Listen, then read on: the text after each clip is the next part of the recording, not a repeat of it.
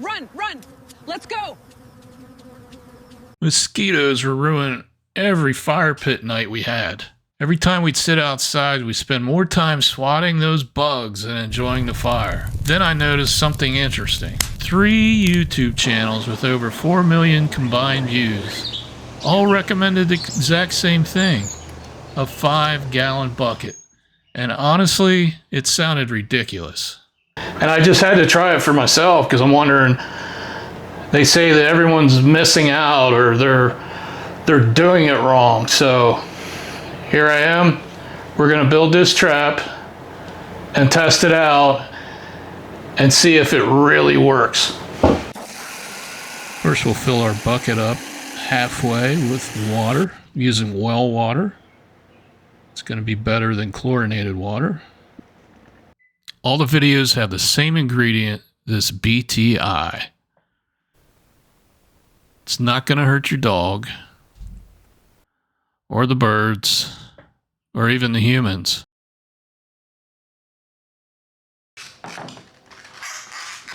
There. Break that up. Now we're going to put it in our water. I'm going to mash it up real good. And next thing, you're going to put some grass clippings. Just enough to cover the top of the water. Nothing too much. It's just so the mosquitoes have something to land on and lay their eggs and hopefully die. To keep the lid above the bucket, I designed these lid holders, spacer things. These spacers hold the lid about 4 inches above the bucket. Rain stays out, mosquitoes can still get underneath, and it's easy to remove when you want to check inside the bucket or add something. So here it is. The other thing people will make a mistake about doing is they'll sit it right next to their campfire. You don't want to do that either. You want to keep them far away from you as possible.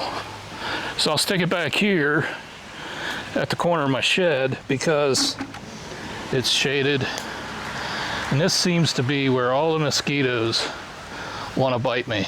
It's been like 3 or 4 days since this thing was out here. Let's see what we got.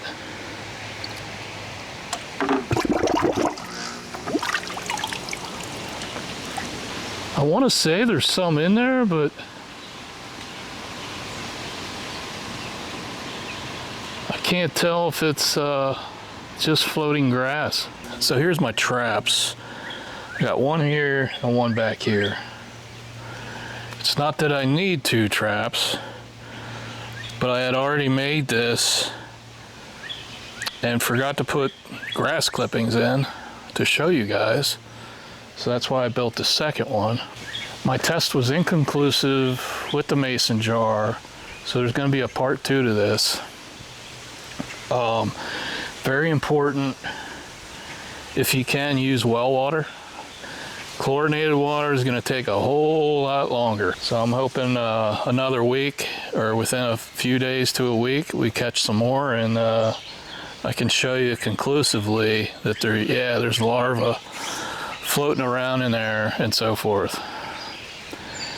Please like, share, and subscribe, and I'll see you in the next one. Thanks.